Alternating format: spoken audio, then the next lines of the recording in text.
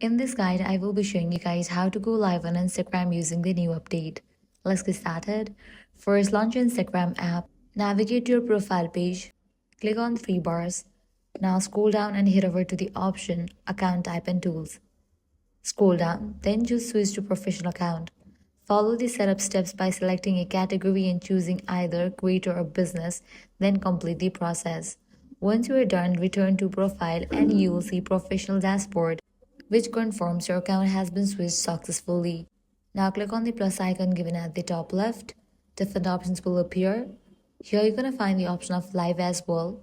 If you don't see the live option, it means your account does not meet Instagram's requirement of having at least 1,000 followers.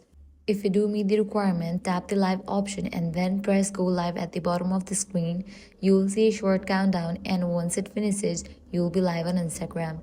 And that's it. This way you can easily go live on Instagram. If this guide helped you out, do not forget to like, share and subscribe.